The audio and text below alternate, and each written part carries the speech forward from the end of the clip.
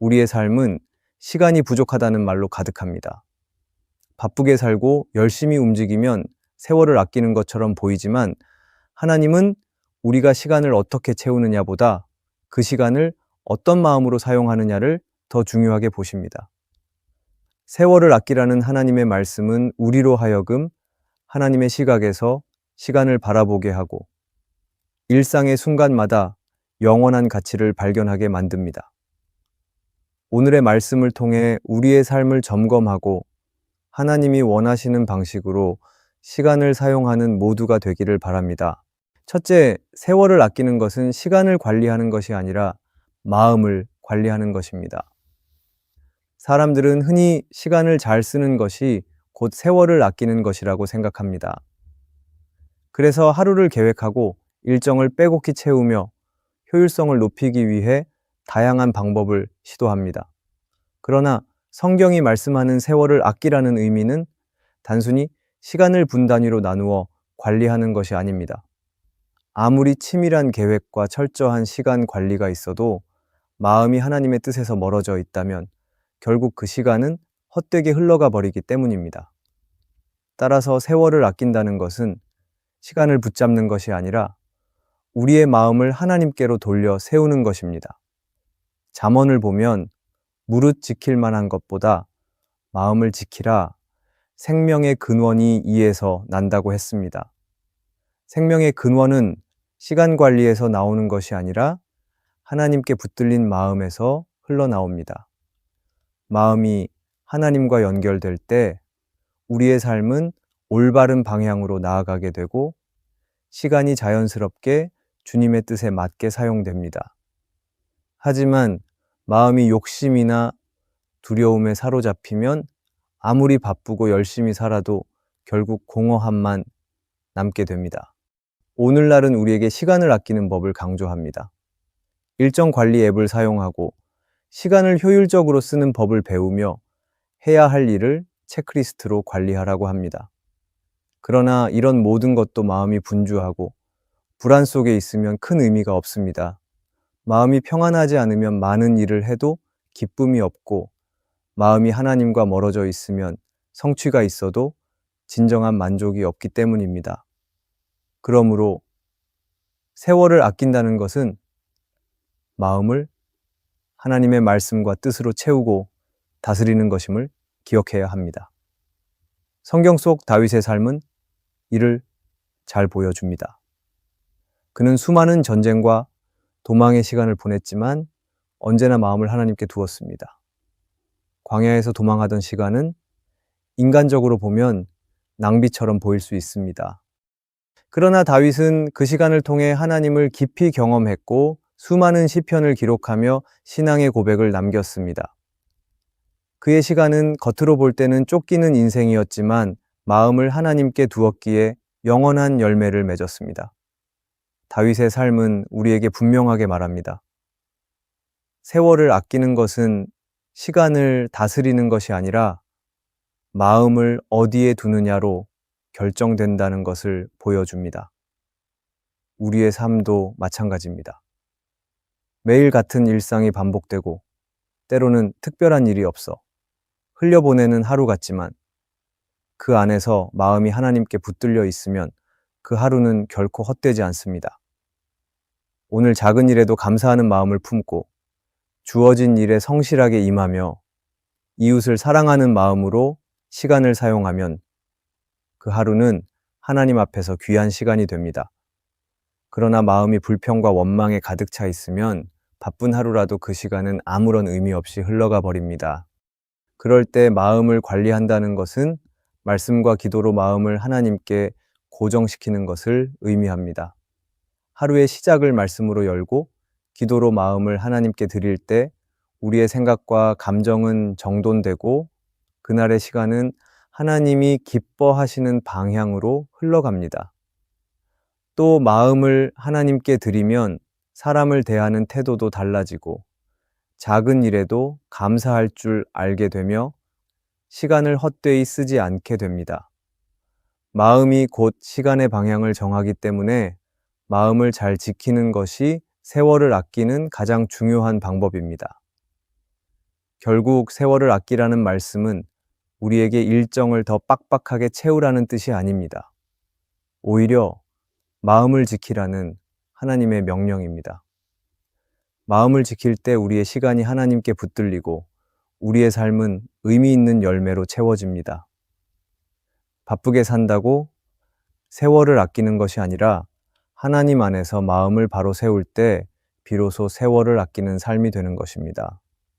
그러므로 오늘도 마음을 잘 관리하여 하나님 안에서 시간을 살아내는 지혜로운 성도가 되어야 합니다. 둘째, 세월을 아끼는 것은 내 계획보다 하나님의 때를 기다리는 것입니다. 사람은 누구나 자신의 삶에 대해 계획을 세웁니다. 언제 무엇을 이루고 싶고 어떤 자리에 서고 싶다는 소망을 품습니다. 계획을 세우는 것은 지혜로운 일이지만 문제는 그 계획이 하나님의 뜻과 다를 때가 많다는 것입니다. 우리는 지금 당장 결과를 보고 싶고 빨리 성취하기를 원하지만 하나님은 때로 우리의 걸음을 멈추게 하시며 기다림을 배우게 하십니다. 그럴 때 세월을 아낀다는 것은 조급하게 앞서가며 시간을 허비하는 것이 아니라 하나님의 완전한 때를 기다리며 시간을 맡겨드리는 것입니다. 성경에 나오는 아브라함의 이야기는 기다림의 중요성을 잘 보여줍니다. 하나님은 아브라함에게 자손이 하늘의 별처럼 많아질 것이라고 약속하셨지만 그 약속은 오랜 세월 동안 이루어지지 않았습니다. 기다림이 길어질수록 아브라함은 불안해졌고 결국 자신이 직접 방법을 찾아 하갈을 통해 이스마엘을 낳았습니다. 그러나 그것은 하나님의 뜻이 아니었습니다. 오히려 그 선택은 갈등과 문제를 불러왔습니다. 그러나 하나님의 약속은 결국 이삭을 통해 성취되었습니다. 이 사건은 우리에게 분명한 교훈을 줍니다. 우리의 계획대로 조급히 움직이면 세월을 낭비하게 되지만 하나님의 때를 기다릴 때 세월은 가장 귀하게 쓰인다는 것입니다. 다윗은 어린 나이에 이스라엘의 왕으로 기름 부음을 받았지만 실제로 왕위에 오르기까지는 오랜 시간이 걸렸습니다. 그 사이 그는 사울의 질투를 받아 쫓기며 광야를 떠돌아야 했습니다. 인간적인 눈으로 보면 허송세월처럼 보였지만 그 시간은 다윗에게 하나님을 더 깊이 의지하고 인내를 배우는 훈련의 시간이었습니다. 만약 다윗이 서둘러 힘으로 왕위를 차지하려 했다면 그의 삶은 전혀 다른 길로 흘러갔을 것입니다.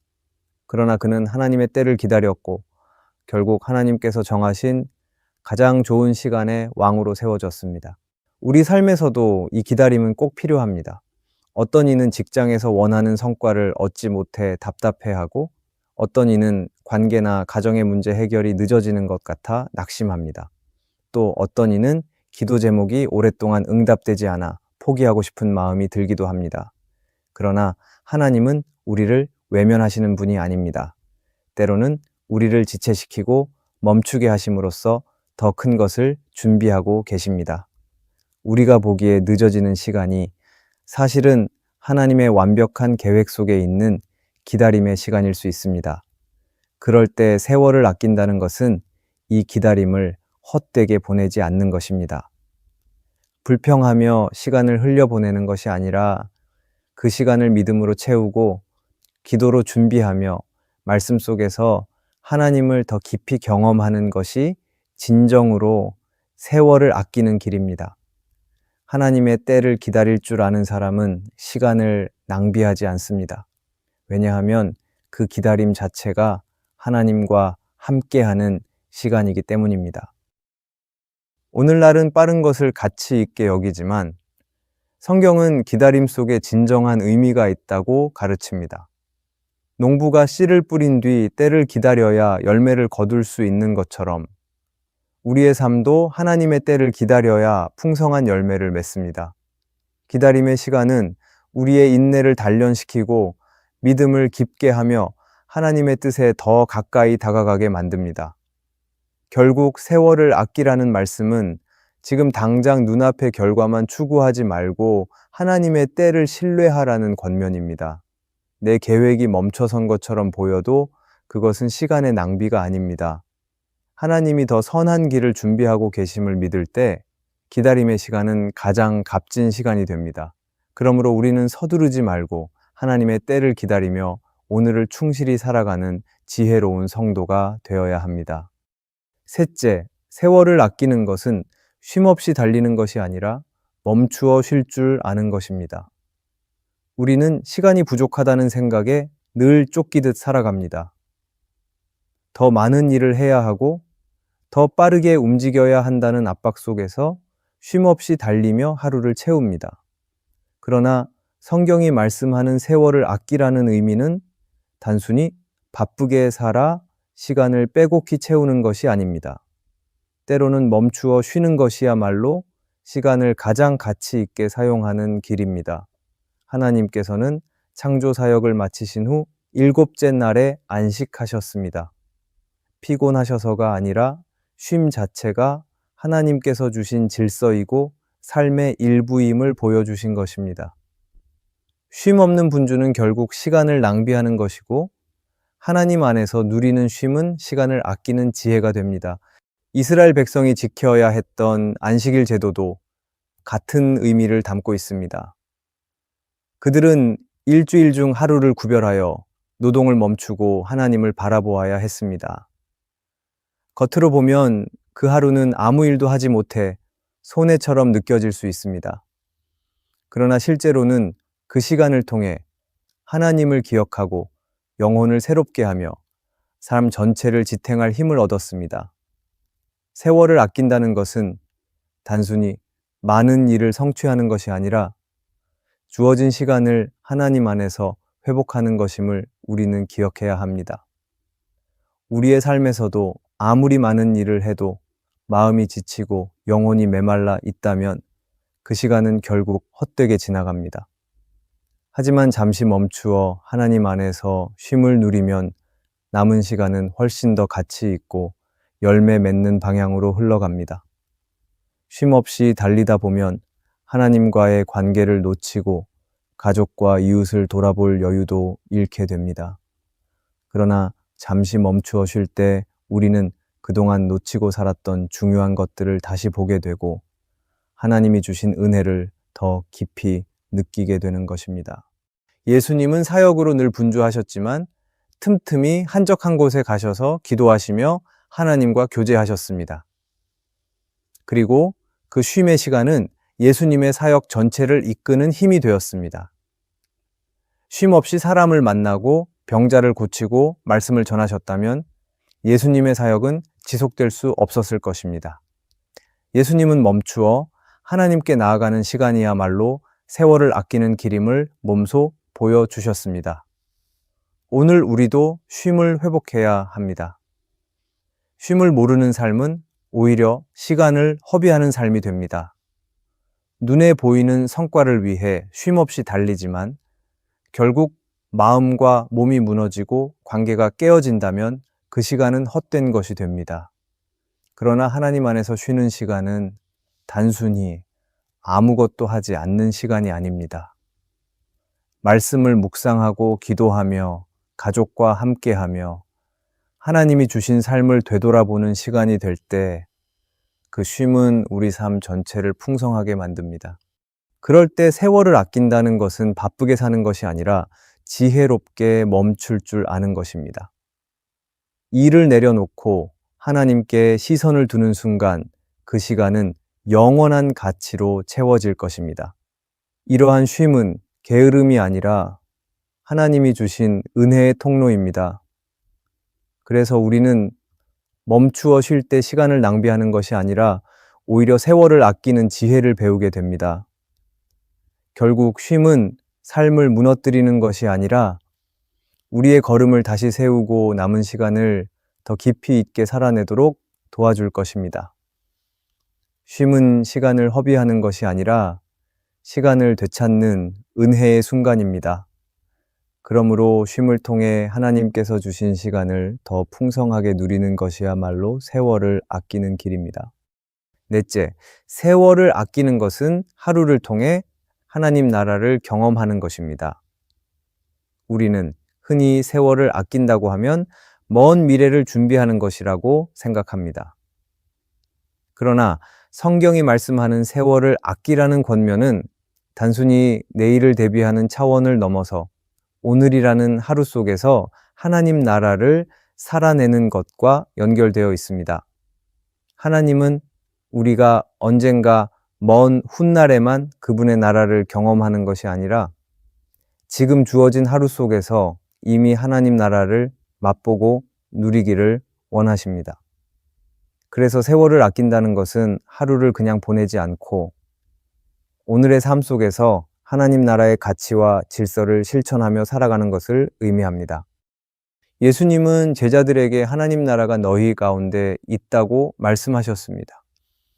하나님 나라는 어떤 특정한 장소나 미래에만 이루어질 일이 아니라 지금 이 순간 하나님의 통치가 임하는 자리에서 경험되는 것입니다. 우리가 하루를 살아가면서 하나님을 의식하고 말씀을 따라 순종하며 이웃을 사랑하고 작은 일에도 감사할 때 그 하루는 단순한 시간이 아니라 하나님 나라의 현장이 됩니다. 그러므로 하루를 통해 하나님 나라를 경험하는 것이야말로 세월을 아끼는 삶입니다. 이스라엘 백성은 광야에서 하루하루를 만나로 살았습니다. 하나님은 한 번에 많은 양을 주시지 않고 날마다 필요한 만큼만 주셨습니다. 그들은 매일 하나님의 은혜로 살아야 했습니다. 이것은 단순한 생존을 넘어 하나님 나라의 삶을 훈련하는 시간이었습니다. 하나님께 의지하며 하루를 사는 것은 미래의 보장만 바라보는 것이 아니라 오늘이라는 시간 속에서 하나님의 통치를 경험하는 것이었습니다. 오늘 우리도 이와 같은 방식으로 하루를 살아갈 때 세월을 아끼는 참된 의미를 경험하게 됩니다. 때로 우리의 일상은 특별하지 않아 보입니다. 아침에 일어나 하루를 시작하고 일과를 마치고 다시 잠자리에 드는 반복 속에 의미를 찾기 어렵다고 느끼기도 합니다. 그러나 그 하루 속에서 하나님께 시선을 두면 상황은 달라집니다. 직장에서 일할 때 정직하게 일하는 태도, 가정에서 가족을 사랑하는 마음, 이웃을 돌아보는 작은 손길, 이 모든 것이 하나님 나라를 드러내는 일이 됩니다. 작은 하루를 통해 영원한 하나님 나라가 나타나는 것입니다. 팀 켈러는 그의 책 일과 영성에서 이렇게 말했습니다. 그리스도인은 일상에서 하는 작은 선택과 행동 속에서 하나님 나라를 드러낼 때 그 삶 전체가 예배가 됩니다. 하루를 하나님 나라의 시각으로 살아가는 것은 세월을 아끼는 지혜입니다. 우리가 의미 없이 바쁘게 하루를 보내지만 그 하루가 하나님 나라의 가치를 담지 못한다면 그날은 길고 바쁘게 지나갔어도 결국 헛된 시간이 되고 말 것입니다. 그러나 하루의 순간들을 하나님 나라의 관점에서 바라보고 살면 그날은 하나님 앞에서 귀한 의미로 남을 것입니다. 결국 세월을 아끼라는 말씀은 오늘 하루를 통해 하나님 나라를 경험하라는 부르심입니다. 미래에 언젠가 다가올 하나님의 나라만 바라보며 기다리는 것이 아니라 지금 이 순간부터 하나님의 통치를 경험하고 실천하는 것입니다. 하루를 그렇게 살아갈 때 우리의 삶은 헛되지 않고 세월을 진정으로 아끼는 삶이 됩니다. 오늘 우리가 살펴본 세월을 아끼라는 말씀은 단순히 더 바쁘게 살라는 요구가 아닙니다. 하나님은 우리가 시간을 어떤 마음과 태도로 살아가느냐를 보십니다. 세월을 아끼는 것은 결국 우리의 시간을 하나님께 드리고 그분의 뜻을 따라 살아가는 삶입니다. 우리가 하나님과 동행하며 매일을 영원한 가치로 살아가기를 바랍니다. 오늘의 말씀이 은혜가 되셨다면 댓글에 아멘이라고 적어주시면 감사하겠습니다. 여러분들이 남겨주시는 댓글은 정말 큰 힘이 됩니다. 그리고 여러분들이 눌러주시는 좋아요와 구독도 큰 힘이 됩니다. 오늘도 함께 해주셔서 감사합니다. 기도하겠습니다. 하나님 아버지, 오늘 우리에게 주신 시간을 헛되이 보내지 않고 주님의 뜻 안에서 사용하기를 원합니다. 순간마다 영원한 가치를 발견하게 하시고 우리의 삶이 주님의 시각에서 새로워지게 인도해 주옵소서. 바쁘다는 이유로 소중한 것을 놓치지 않게 하시고 주신 날마다 감사와 순종으로 살아가게 하옵소서. 예수님의 이름으로 기도합니다. 아멘.